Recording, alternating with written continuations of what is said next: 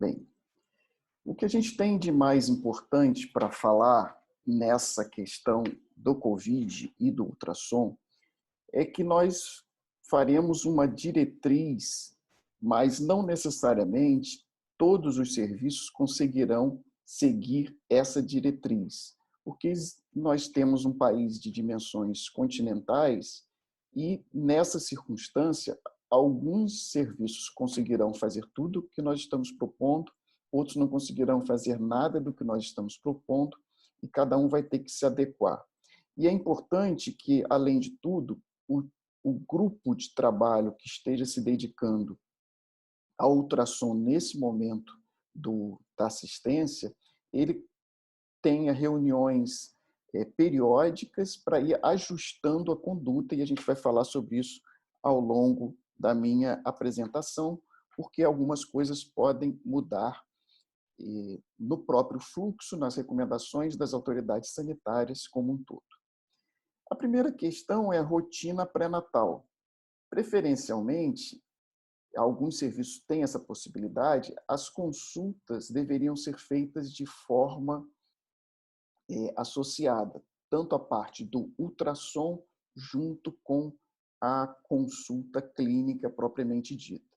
Então, a idade gestacional de 12 semanas, o tipo de consulta deveria ser presencial, para aproveitar e fazer o rastreamento do primeiro trimestre, colhendo aí uma história detalhada e avaliando a consulta de uma forma própria para cada paciente e, obviamente, que evitando um número grande de gestantes na sala de espera.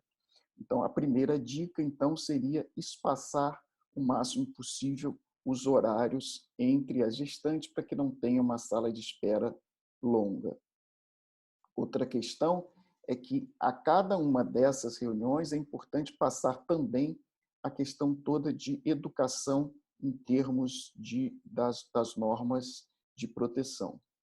Com 16 semanas, dentro da possibilidade, essa consulta deveria ser remota, voltando a ter uma presencial por volta de 20 semanas, e aí a avaliação morfológica do Doppler e a medida do colo via vaginal. A seguir, uma consulta com 24 semanas, e é importante que a cada uma dessas consultas se avalie a possibilidade dessas mulheres de estar fazendo o acompanhamento adequado em casa, se elas têm uma balança que elas consigam aferir o peso, se elas têm uma possibilidade de avaliar a pressão arterial em seu domicílio. E aqui, com 24 semanas, já começar a pensar na questão do teste de tolerância à glicose.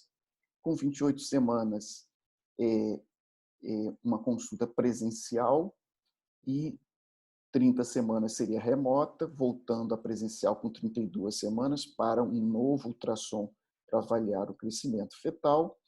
E daí, na parte final do pré-natal, essas consultas precisam ser consultas presenciais. E no próprio puerpério, a consulta seria uma consulta remota, dependendo, obviamente, das condições clínicas de cada uma dessas gestantes. Os cuidados em relação aos exames ultrassonográficos, a primeira questão é em termos do agendamento. Aquelas mulheres que tiveram contato com pacientes sintomáticos ou que apresentam sintomas, elas devem adiar o seu ultrassom em pelo menos 14 dias. Naquelas situações em que os casos são prováveis e que ou foram confirmados do Covid-19, é importante avaliar o crescimento fetal e o volume do líquido amniótico, porque a gente sabe muito pouco sobre as consequências para o bebê. Naquelas situações em que ela já está em restabelecimento da infecção ou teve uma infecção confirmada, você deve avaliar esse crescimento do feto e o volume do líquido amniótico pelo menos a cada 2 a 4 semanas, exatamente porque a gente não tem o conhecimento adequado da evolução desses fetos. E a conduta para a gestação vai ser orientada de acordo com os achados ultrassonográficos e com as comorbidades que possam estar associadas. Aquelas que adquiriram a infecção no primeiro trimestre, talvez seja o grupo que a gente saiba menos, que tenha menor conhecimento publicado. Portanto, é extremamente importante um exame morfológico detalhado entre 18 e 24 semanas de gestação. Os cuidados na sala de ultrassom, usar um lençol descartável e fazer a adequada limpeza do ambiente, especificamente usando desinfetantes de baixo nível e se possível, desinfetar todas as sondas e todo o equipamento de trabalho. Esses desinfetantes de baixo nível, eles podem ser o etanol ou mesmo o hipoclorito de sódio, dependendo de cada local que vocês estejam trabalhando. Aí é a primeira questão que a gente tem que começar a discutir em relação à assistência. Alguns locais, a CCIH influencia nesse tipo de conduta. Em outros locais, é importante que você tenha a certa interlocução com o fabricante do aparelho para saber exatamente qual é o melhor produto a ser usado. Nas pacientes com suspeita de COVID, você tem que fazer uma desinfecção maior e nos transdutores vaginais também fazer a desinfecção de forma mais direta e, em especial, mesmo que você tenha usado um equipamento de proteção, obviamente o preservativo, ainda assim você precisa ter esse cuidado. Esses desinfetantes de baixo nível, eles são todos listados aqui, né? E cada um de vocês deve usar, por isso que eu falei no começo, de acordo com o estabelecimento de cada um. A água sanitária, ela tem a questão do dano direto para a própria sonda, então ela não deve ser usada no transdutor, mas na superfície da sala, sim. O examinador, ele deve se proteger com máscara, óculos de proteção, durante a questão da limpeza de qualquer equipamento e no momento do exame se manter afastado o máximo de tempo, o máximo que for possível, e usar as máscaras cirúrgicas e luva durante o exame. As luvas precisam ser trocadas entre cada uma das pacientes e lavar as mãos após retirada da luva ou limpar com álcool gel. Tentar reduzir o máximo o tempo de exame e falar o mínimo possível. Isso é sempre complicado. E considerar também usar capa de transdutor. Se for possível, não deixar acompanhante na sala do exame. E naqueles grupos que estão atendendo as pacientes COVID positivas, elas preferencialmente deixar uma máquina só para isso. Bem, então, como seria a rotina dos exames para gestantes assintomáticas?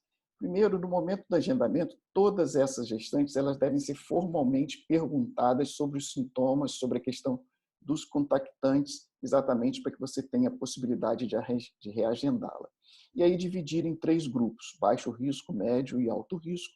O baixo risco são aquelas gestantes de risco habitual, o médio risco são aquelas que têm alguma indicação materna ou fetal, basicamente pré-eclâmpsia, restrição de crescimento, gestação múltipla, e as de alto risco são aquelas que estão apresentando algum sinal associado ou para a mãe ou para o próprio feto. No primeiro trimestre, no segundo trimestre e no terceiro trimestre, nós teremos aí orientações específicas. Né? No primeiro trimestre, datar a gravidez, aquelas que puderem fazer o teste combinado ou a pesquisa do DNA fetal no sangue materno também pode ser oferecido. E se a gestante perder o rastreamento, porque você precisou adiar, aí você pode oferecer o DNA fetal no sangue materno, ou rastreamento bioquímico, ou mesmo ultrassom detalhado mais tardiamente. No segundo trimestre, o exame morfológico e a mensuração do colo e o Doppler, como eu já havia falado anteriormente. E no terceiro trimestre, avaliação do crescimento fetal. Nesse grupo de baixo risco, você vai agendar conforme a disponibilidade do serviço.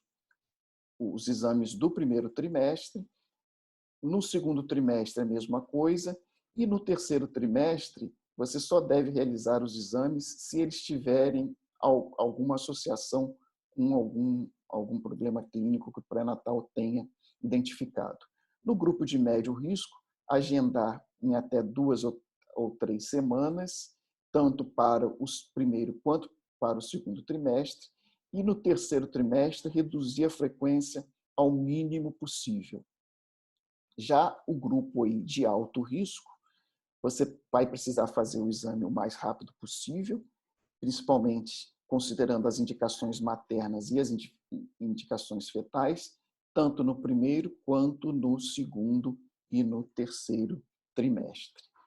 Naquelas mulheres que foram testadas positivamente ou que têm algum contato suspeito, a avaliação ela também deve ser feita com essa divisão entre alto, médio e baixo risco. Nas gestantes de baixo risco, reagendar, como a gente já comentou anteriormente, para depois da quarentena, pelo menos 15 dias. Segundo trimestre, reagendar em 3 a 4 semanas. E no terceiro trimestre, a mesma recomendação, realizar em 2 a 4 semanas, se tiver alguma alteração específica, aí você antecipar isso.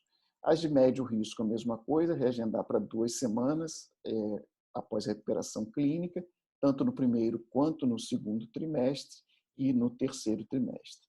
As mulheres de alto risco, aí elas precisam realizar imediatamente e com todos os cuidados, obviamente, de proteção para a equipe de saúde, para que você consiga proteger não só o médico que está fazendo o exame, quanto toda a equipe de assistência, né? Porque tem a recepcionista, a enfermeira de sala, todo esse grupo precisa ser avisado e tomar aí os cuidados de forma adequada. Naquelas mulheres que são sabidamente positivas para o COVID, e aí elas estando hospitalizadas, nós vamos dividir também nos 3 grandes grupos e vamos realizar no primeiro trimestre o exame à beira do leito, no segundo trimestre a mesma coisa, realizar à beira do leito no baixo e médio risco, e também no terceiro trimestre, acompanhando aí a cada 4 semanas, lembrando aquela questão que eu falei com vocês, que a gente não tem muito conhecimento das consequências para o feto. Naquelas de alto risco, aí realizar o mais rápido possível, também à beira do leito. A última questão é em relação ao uso dos equipamentos de proteção individual. E aqui é uma outra questão que a gente precisa discutir um pouco mais com calma cada um dos serviços, porque a gente tem um grupo de equipamentos de proteção individual que são equipamentos para precaução de contato, outro para precaução respiratória e o outro para aquelas questões em que os aerossóis são dispersados. Cada um desses equipamentos, eles acabam estando indicados para aquele grupo em que está tentando dar assistência às pacientes com COVID positivo. E hoje a gente sabe que está praticamente disseminado, então é difícil saber exatamente para quem é que a gente está atendendo. E aí, uma coisa muito importante é que estes equipamentos eles sejam usados da forma adequada, porque às vezes os equipamentos eles estão disponibilizados, mas a gente no dia a dia acaba usando eles de forma inadequada e acaba havendo um risco grande para a própria equipe que está assistindo se ele não for adequadamente usado. E mesmo que você ache que sabe usar o equipamento, é bom sempre fazer um retreinamento, principalmente na sequência de colocação dos equipamentos de proteção individual, como também na retirada desses equipamentos de proteção individual. Por incrível que pareça, a contaminação se dá, no mais das vezes, no momento em que você retira os equipamentos de proteção individual, muito mais do que quando você está colocando. E lembrar que a qualquer momento em que você está retirando esses equipamentos, se você se contaminou, você tem que parar, higienizar a mão e recomeçar a retirada desses equipamentos de proteção. Por vezes, a gente está no meio da questão da assistência e acaba se embolando nessa colocação e retirada. Então, sempre que possível, ter alguém do grupo te orientando na retirada dos equipamentos de proteção, caso você venha a esquecer alguma dessas etapas, e também observando se você se contaminou, para que faça uma nova higienização das mãos. Esse vídeo, obviamente, vai ficar aí, disponível para vocês e, portanto, vocês podem vê-lo com mais calma.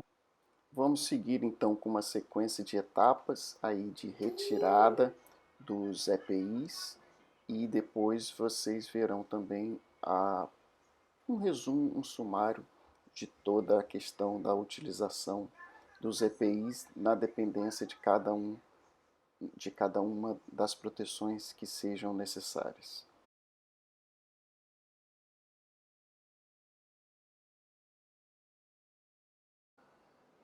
Lembrar também que alguns equipamentos de proteção eles podem ser reutilizados, ou seja, se você retirar e tomar o devido cuidado, pode usá-lo novamente.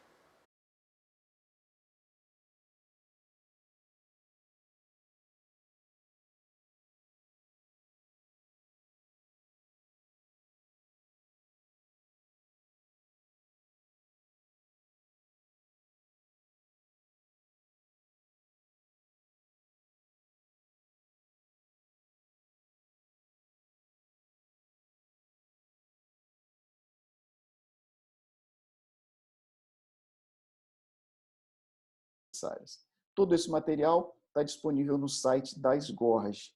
Então, ele foi desenvolvido em conjunto com a SBOS, então todo esse material está lá para aqueles que queiram consultar